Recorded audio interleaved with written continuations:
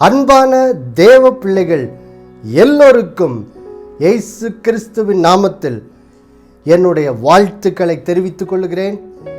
தேவ பிள்ளைகளே, நாம் 2022 ஆண்டிற்குள் பிரவேசித்திருக்கிறோம். கர்த்தர் செய்த இந்த கிருபைக்காக நாம் கர்த்தரை மகிமைப்படுத்துவோம். இந்த செய்தியிலும் கூட நம்முடைய விசுவாச நேர தொலைக்காட்சி நிகழ்ச்சிக்கு கர்த்தர் தந்த இந்த ஆண்டிற்கான வாக்குத்தத்த வார்த்தையை நாம் தியானிக்க போகிறோம். அதை நான் உங்களுக்கு வாசிக்கிறேன் பாருங்கள்.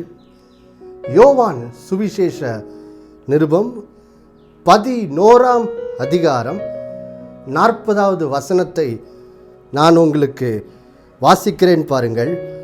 இங்கே வேதம் சொல்லுகிறது, இயேசு அவளை நோக்கி, நீ விசுவாசித்தால் தேவனுடைய மகிமையை காண்பாய் என்று நான் உனக்கு சொல்லவில்லையா என்றார். தேவ பிள்ளைகளே, இந்த வசனத்திலிருந்து தான் கர்த்தர் நம்முடைய இந்த ஆண்டிற்கான வாக்குத்தத்தத்தை தந்திருக்கிறார். நான் அதை உங்களுக்கு வாசிக்கிறேன். இதுதான் இந்த 2022 ஆண்டிற்கு கர்த்தர் நம்மோடு பேசும் வார்த்தை. கர்த்தர் சொல்றாரு, நீ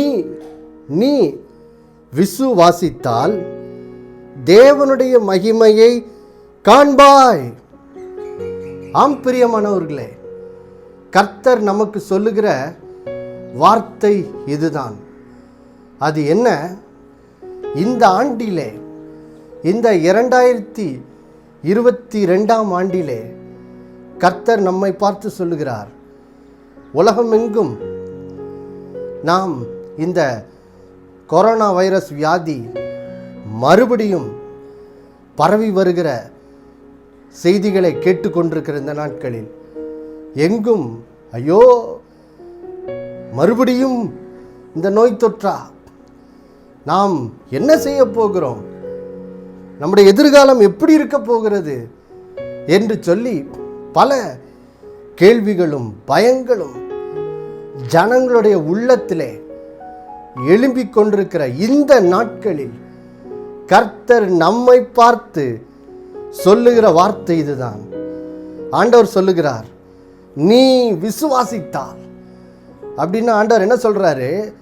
இந்த துக்கமான சூழ்நிலை நடுவிலே நீங்கள் கர்த்தர் உண்மையுள்ளவர், நான் சேவிக்கும் என் ஆண்டவராய் இயேசு கிறிஸ்து வல்லவர், அவர் அதிகாரம் நிறைந்தவர், அவர் இரக்கம் நிறைந்தவர் என்று சொல்லி நாம் கடந்த ஆண்டு முழுவதும் அந்த வருடத்தின் முடிவிலே இயேசுவை குறித்த அந்த சத்தியங்களை தியானித்தோம் அல்லவா?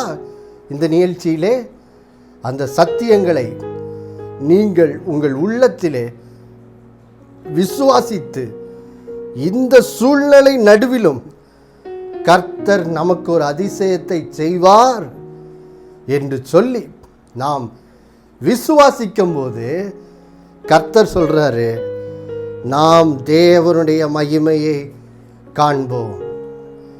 ஆம் பிரியமானவர்களே, தேவனுடைய மகிமையை காண்போம். பாருங்க, இந்த தேவனுடைய மகிமையை காண்போம்னா என்னது? இதனுடைய அர்த்தத்தை இந்த சூழ்நிலை, எந்த சூழ்நிலையில் இயேசு இதை பேசுகிறார் என்று சொல்லி நாம் பார்க்கும்போது நமக்கு புரிகிறது. பாருங்க, இந்த வாக்கு தத்தத்தை எப்போ பேசுகிறார் பாருங்கள். லாசருவை அவன் மரித்த பின்பு 4 நாட்கள் கழித்து இயேசு அவனை திரும்பவும் உயிரோடு எழுப்புகிறார். அப்போ அந்த சூழ்நிலையில தான் ஆண்டவர் இந்த வார்த்தைகளை பேசுகிறார். என்ன சொல்றாரு? நீ விசுவாசித்தால் தேவனுடைய மகிமையை காண்பாய் என்று சொல்லி நான் உனக்கு சொல்லவில்லையா என்று சொல்லி லாசருவின் சகோதரியினிடத்தில் இயேசு என்ன செய்கிறார்? பேசுகிறார் பாருங்க. அப்போ தேவ பிள்ளைகளே, இங்கே தேவ மகிமையை காண்போம் என்றால் என்ன அர்த்தம்? இந்த சம்பவம் லாசருவை உயிரோடு எழுப்பின சம்பவம் இது ஒரு பெரிய அதிசயம். ஏன்னா இயேசு இதற்கு முன்பு எத்தனையோ அற்புதங்களை செய்தார், அநேக அற்புதங்களை செய்தார். ஆனால் நம்ம இப்படி சொல்லலாம், இயேசு செய்த அற்புதங்கள் எல்லாவற்றிலும் இந்த லாசருவை உயிரோடு எழுப்பின சம்பவம் இருக்கிறதுலே மிக மிக கடினமான ஒரு சூழ்நிலை நடுவில் முற்றிலுமாய் மனுஷனை பொறுத்த வரைக்கும் எல்லாம் முடிந்தது என்று சொல்லுகிற அந்த சூழ்நிலை நடுவில் கர்த்தர் ஒரு மாபெரும் அதிசயம், அவர் செய்த எல்லா அதிசயங்களிலும் தலை சிறந்த அதிசயமாக நாம் சொல்லலாம். இயேசு இந்த 3 வருஷம் இந்த பூமியில் ஊழியம் செய்யும்போது எத்தனையோ அற்புதங்களை செய்தார். அந்த அற்புதங்கள் எல்லாவற்றிலும் மிகச்சிறந்த அற்புதத்தை இந்த இடத்துல தான் ஆண்டவர் என்ன செய்கிறார் பாருங்க.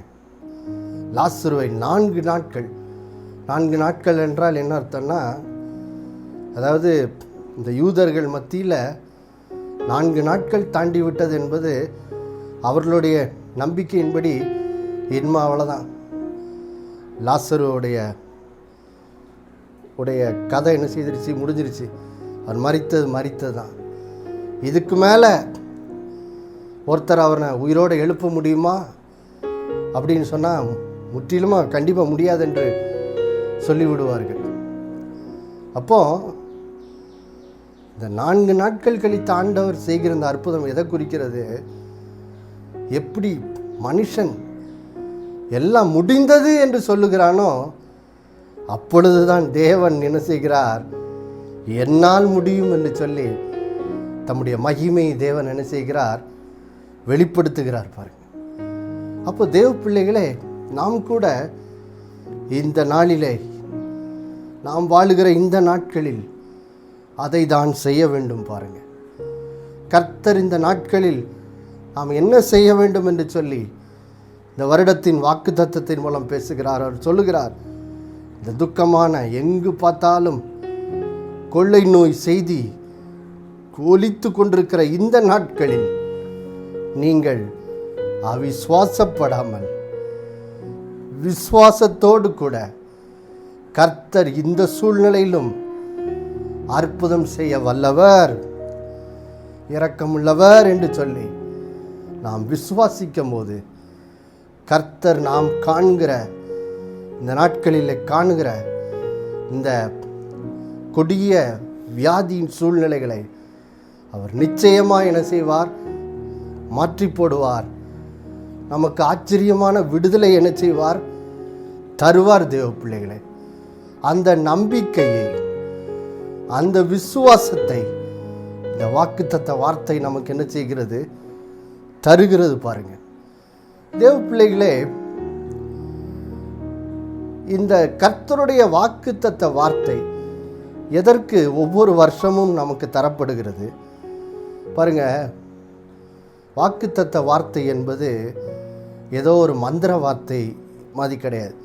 ஏதோ இது மந்திர சொல் போல் இந்த வருஷத்துக்கு ஏதோ இதோட 10 தடவை சொல்லி ஜெபிச்சிட்டா நம்ம சூழ்நிலையெல்லாம் நல்லாயிரும், அப்படி கிடையாது பாருங்க.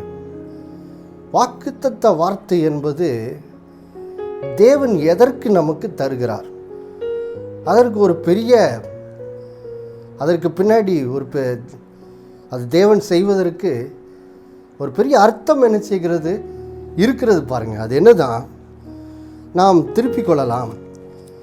ரோமர் 15ஆம் அதிகாரம், ரோமர் 15ஆம் அதிகாரத்தில் நாம் கர்த்தருடைய வாக்குத்தத்தங்கள் நமக்கு ஏன் கொடுக்கப்படுகிறது என்று சொல்லுகிற ஒரு காரணத்தை நாம் வாசிக்கிறோம் பாருங்கள். ரோமர் 15ஆம் அதிகாரம் 4வது வசனம் இப்படி சொல்லுகிறது, தேவ வசனத்தினால் உண்டாகும் பொறுமையினாலும் ஆறுதலினாலும் நாம் நம்பிக்கையுள்ளவர்களாகும்படிக்கு முன்பு எழுதியிருக்கிறவைகளெல்லாம் நமக்கு போதனையாக எழுதியிருக்கிறது. தேவ பிள்ளைகளே, இந்த தேவ வாக்குத்தத்தம் எதற்காக நமக்கு கொடுக்கப்படுதான்?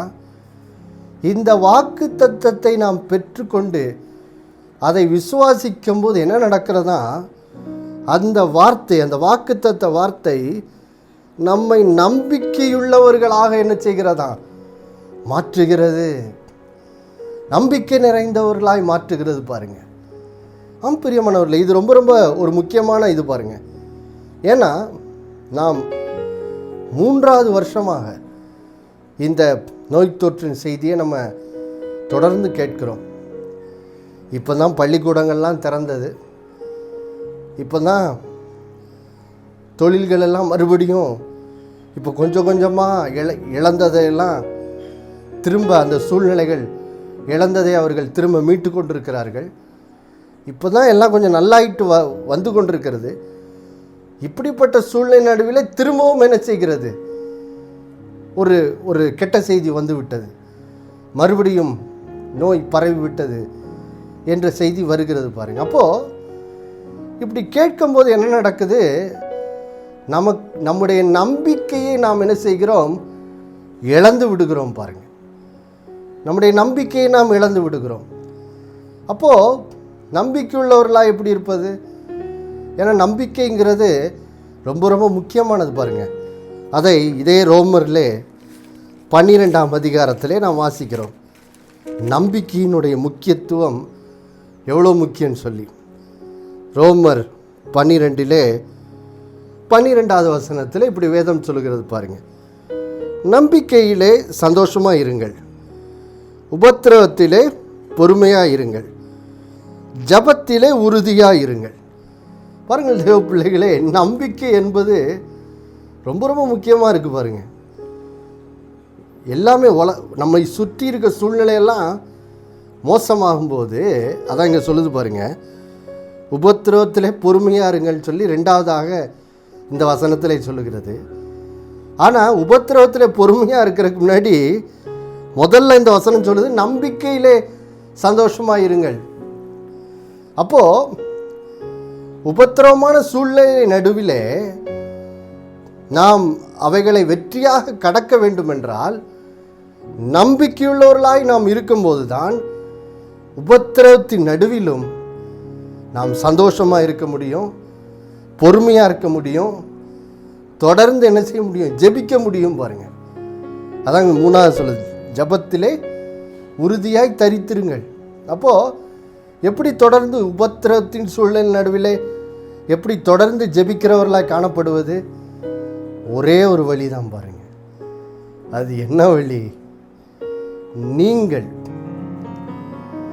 நம்பிக்கை நிறைந்தவர்களாக இருக்கும்போது தான் உபத்திரவங்களை சந்திக்கும் போது சந்தோஷமாக இருக்க முடியும், பொறுமையாக இருக்க முடியும், தொடர்ந்து ஜெபிக்கிறவர்களாக இருக்க முடியும். அப்போது இந்த வாக்குத்தத்த வார்த்தை நமக்கு கொடுக்கப்பட்டிருக்கிறதே, நீ விசுவாசித்தால் தேவனுடைய மகிமையை காண்பாய் என்ற அந்த வார்த்தை நமக்கு ஒரு நம்பிக்கை அளிக்கிறது. பாருங்க, ஏனென்றால் அந்த வார்த்தை சொல்லப்பட்ட சூழ்நிலையே ஒரு நம்பிக்கையற்ற சூழ்நிலை நடுவில் தான் இயேசு அந்த வார்த்தைகளை என்ன செய்கிறார், பேசுகிறார். பாருங்க, மறுபடியும் நாம் அந்த சம்பவத்துக்கு போகும்.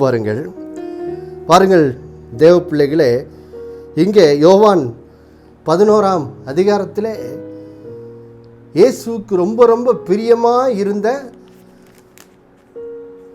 ஒரு மனிதன் லாசரு, அவன் என்ன செய்கிறான், மரித்து போகிறான். அவன் மரித்து போனான் என்ற, அதாவது அதற்கு முன்பாக அவன் வியாதிப்பட்டிருக்கும் போதே அவனுடைய சகோதரிகள் அவன் வியாதிப்பட்டிருக்கிறான் என்ற செய்தியை இயேசுவுக்கு சொல்லி அனுப்புகிறாங்க. பாருங்க, நாம் யோவான் 11ஆம் அதிகாரம் 2வது வசனத்தை வாசிக்கும்போது அங்கே அவனுடைய சகோதரிகள் பாருங்கள், லாசரு வியாதியாயிருக்கிறான் என்ற அந்த செய்தியை இயேசுவுக்கு சொல்லி அனுப்புகிறாங்க. எப்படி சொல்லி அனுப்புகிறாங்க பாருங்க, யோவான் 11:3, அப்பொழுது அவனுடைய சகோதரிகள், ஆண்டவரே, நீர் சிநேகிக்கிறவன் வியாதியாக இருக்கிறான் என்று சொல்ல அவரிடத்திற்கு ஆள் அனுப்பினார்கள். அப்போ யோசித்து பாருங்க, இங்கே இயேசு சிநேகிக்கிற, மிகவும் அன்பு வைத்திருக்கிற ஒரு லாசரு வியாதிப்பட்டிருக்கிறான் என்ற செய்தி இயேசுவுக்கு போகுது.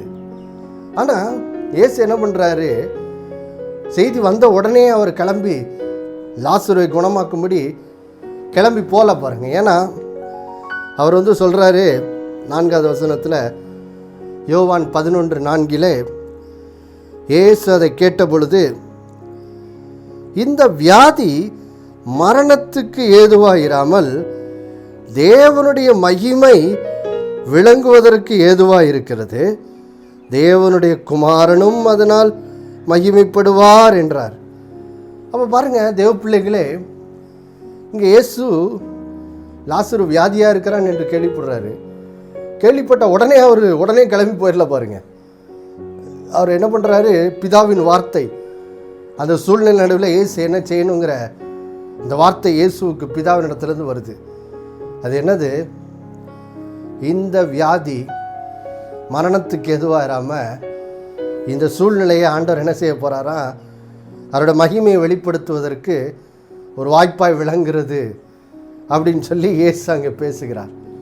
அதன் மூலம் தேவனோட குமாரனும் மகிமைப்படுவார் அப்படிங்கிறத என்ன செய்கிறாரு, இங்கே பேசுகிறார். ஏன் பேசுகிறார், ஏன்னா இயேசு இந்த சம்பவத்துக்கு பிறகு பார்த்திங்கன்னா அவர் நேரே சிலுவையில் போய் மரிக்க போகிறார். அப்போது அவரோட ஊழிய காலம் அந்த பூமியில் முடிய போகுது.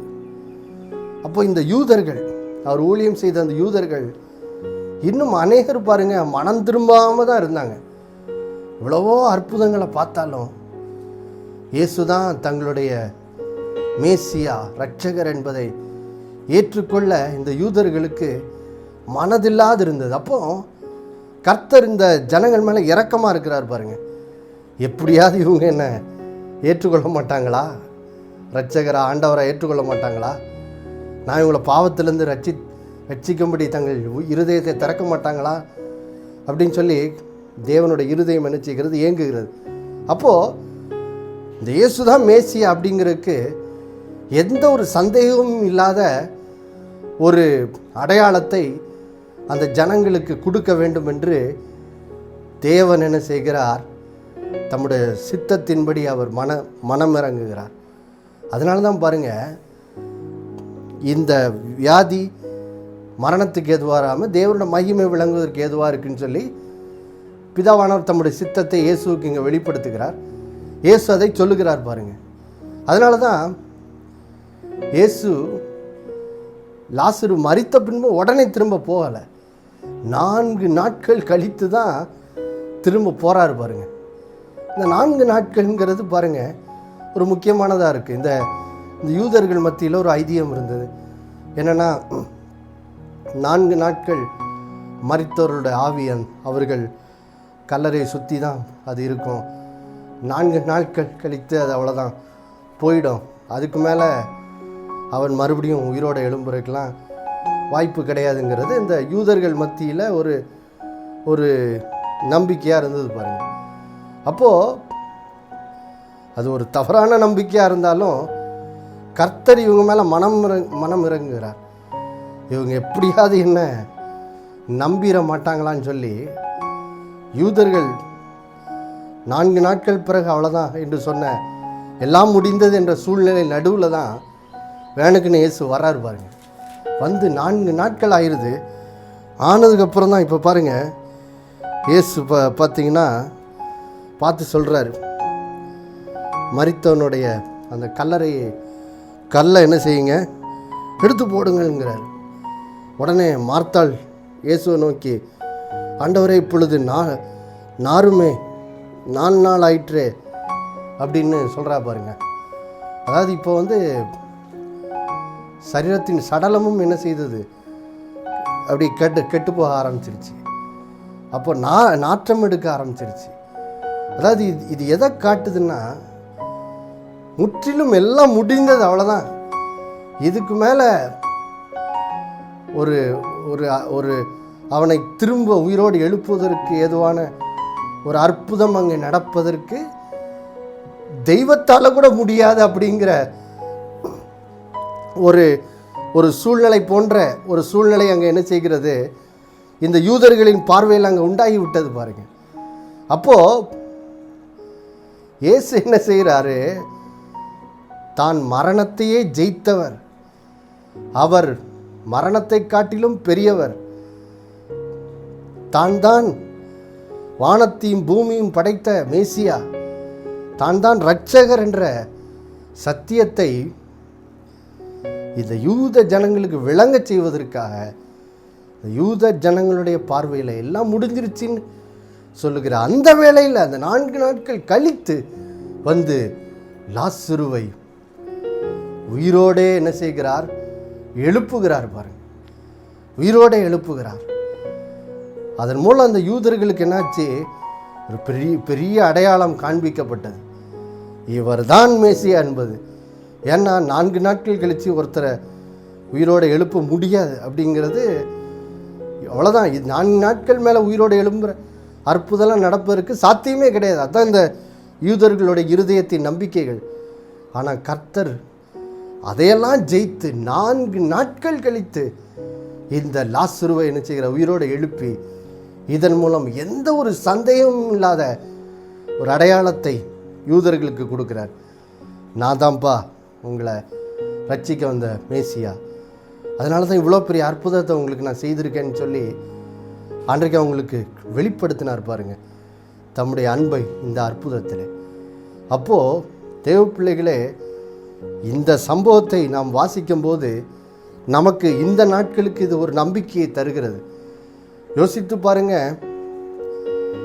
ஏற்கனவே 2 வருஷமாக இந்த நோய் தொற்று இதனுடைய பரவல், இதனால் ஏற்கனவே நம்ம அதிகமாக ஜெபித்திருக்கிறோம் இதிலேருந்து ஒரு பூர்ணமான விடுதலை வர வேண்டும் என்று சொல்லி. ஆனால் இன்னும் நமக்கு விடுதலை கிடைத்த மாதிரியே இல்லை பாருங்கள். சூழ்நிலைகளெல்லாம் இப்போ கடந்து போன மாதிரி ஆயிடுச்சு. இனிமே அவ்வளோதான் போல், இனிமே எங்கே அற்புதம் நடக்கும், இவ்வளோ ஜெபிச்சோம் ஆண்டவர் ஒரு அற்புதம் செய்யலை போல் அப்படிங்கிறது மாதிரி தான் சில வேளையில் சிலரோட உள்ளத்தில் என்ன செய்யலாம், சந்தேகம் வரலாம் பாருங்கள். ஆனால் இந்த வாக்குத்தத்த வசனம், இது சொல்லப்பட்ட பின்னணியை, அந்த சம்பவத்தை பார்க்கும்போது நமக்கு என்ன தெரிகிறது, நீ விசுவாசித்தால் தேவருடைய மகிமையை காண்பாய் என்று சொல்லி ஆண்டவர் இங்கே சொல்லுகிறாரே. இந்த வார்த்தை நமக்கு என்ன நம்பிக்கையை தருகிறது, இந்த எல்லாம் முடிந்து போன எல்லாம் மறுபடியும் நம்பிக்கை இல்லாமல் இந்த நம்பிக்கை இல்லாத சூழ்நிலை நடுவிலும் மறுபடியும் நம்முடைய ஆண்டவர் நமக்கு ஒரு அதிசயம் செய்வார். அவர் மகா பெரிய ஒரு அதிசயத்தை செய்து இன்றைக்கு உள்ள சூழ்நிலையிலும் தம்முடைய மகிமையை அவர் விளங்கச் செய்வார் என்ற ஒரு நம்பிக்கையை நமக்கு இந்த வாக்குத்தத்த வசனம் தருகிறது தேவ பிள்ளைகளே. அப்போது இன்னைக்கு நாம் என்ன செய்ய வேண்டும் பாருங்கள், நம்முடைய விசுவாச தகப்பனாகிய ஆபிரகாம் செய்ததை தான் நாம் செய்யணும் பாருங்கள். நாம் இந்த உலகத்தில் காணப்படும் இந்த நோய் தொற்று செய்தி இதையே கவனிச்சுக்கிட்டு இருக்கக்கூடாது. அதுபோல் என்ன பண்ணணும், ரோமர் 4ஆம் அதிகாரம் 18வது வசனம் சொல்லுகிறது, உன் சந்ததி இவ்வளவா இருக்கும் என்று சொல்லப்பட்டபடியே தான் அநேக ஜாதிகளுக்கு தகப்பனாவதை நம்புகிறதற்கு ஏதுவில்லாதிருந்தும் அதை நம்பிக்கையோடே என்ன செய்தான், விசுவாசித்தான். பாருங்கள் தேவ பிள்ளைகளே, இங்கே ஆபிரகாம் எப்படி தன்னுடைய நம்பிக்கை இல்லாத சூழ்நிலை நடுவிலே கர்த்தர் தனக்கு ஒரு குழந்தையை தருவார் என்று எப்படி அவன் கர்த்தர் பேரில் நம்பிக்கை உள்ளவனாய் மாறினான் என்பதை இங்கே வசனம் விவரிக்குது பாருங்க. அவனுக்கு வயசாயிட்டே போகுது, இனிமே அவனுக்கு குழந்தை பிறக்கும் என்ற நம்பிக்கையே இல்லாமல் போயிடுச்சு பாருங்க. அப்படிப்பட்ட சூழ்நிலை நோக்கி அவன் கடந்து போயிட்டு இருக்கான். ஆனால் தன்னுடைய நம்பிக்கை இல்லாத சூழ்நிலை நடுவிலும் அவன் என்ன பண்ணுகிறான், கர்த்தர் சொன்ன வார்த்தையை, கர்த்தர் அவனுக்கு சொன்ன வாக்குத்தத்த வார்த்தையை நோக்கி பார்த்து அவன் என்ன செய்கிறான், நம்புகிறதற்கு ஏதுவில்லாதிருந்தோம் நம்பிக்கையோடே விசுவாசித்தான்னு போட்டிருக்கு பாருங்க. இப்போ தேவ பிள்ளைகளே, இன்னைக்கு நீங்களும் அதை தான் செய்ய போகிறீங்க. இந்த வருஷத்தின் இந்த ஆரம்ப நாட்களிலே நீங்களும் சொல்ல போகிறீங்க, எஸ், எல்லாம் துக்கமான சூழ்நிலையாக தான் இருக்குது, மறுபடியும் நம்ம நம்பிக்கையில்லாத எதிர்காலத்தை நோக்கி போகிறோம் போல தான் இருக்குது. ஆனால் இதை நடுவிலும் கர்த்தர் நமக்கு அதிசயம் செய்வார் என்று சொல்லி நாம் இன்றைக்கு விசுவாசிக்கும் போது தேவ பிள்ளைகளை நாம் நிச்சயமாய் தேவனுடைய மகிமையை காண்போம். இந்த வார்த்தையின் மூலம் நாம் நம்பிக்கையுடையவர்களாக என்ன செய்வோம், அந்த நாளிலே மாறுவோமாக. நாம் ஜெபிக்கலாமா? அன்புள்ள பிதாவே, இயேசுவின் நாமத்தில் ஜெபிக்கிறோம். ஆண்டவரே, இந்த நாளில் நீர் உம்முடைய வாக்குத்தத்த வார்த்தையின் மூலம் எங்களோடு பேசினதுக்காய் ஸ்தோத்திரம் அப்பா. நீ விசுவாசித்தால் தேவனுடைய மகிமையை காண்பாய் சொன்னீங்களே ஆண்டவரே. இந்த நாட்களிலே காணப்படுகிற இந்த நம்பிக்கை இல்லாத சூழ்நிலை நடுவிலே உடைய பிள்ளைகள் இந்த வாக்குத்தத்த வார்த்தையின் மூலம் நம்பிக்கை உள்ளவர்களாய் மாறுவார்களாக. இன்றைக்கும் கர்த்தர் நமக்கு ஒரு அதிசயத்தை செய்வார், விடுதலையை தருவார், அவருடைய மகிமையை விளங்க செய்வார் என்று சொல்லுகிற ஒரு பெரிய ஒரு நம்பிக்கை இந்த வாக்குத்தத்த வார்த்தையின் மூலம் உங்கள் பிள்ளைகள் ஒவ்வொருத்தருக்குடைய இருதயத்திலும் உண்டாகட்டும். அதன் மூலம் உடைய பிள்ளைகள் ஒவ்வொருத்தரும் நம்பிக்கை உள்ளவர்களாக இந்த நாளில் மாறட்டும். ஆண்டவரே, உடைய வாக்குத்தத்த வார்த்தையினால் செய்ததற்காய் நன்றி. இயேசுவின் மூலம் பிதாவே, ஆமேன், ஆமேன்.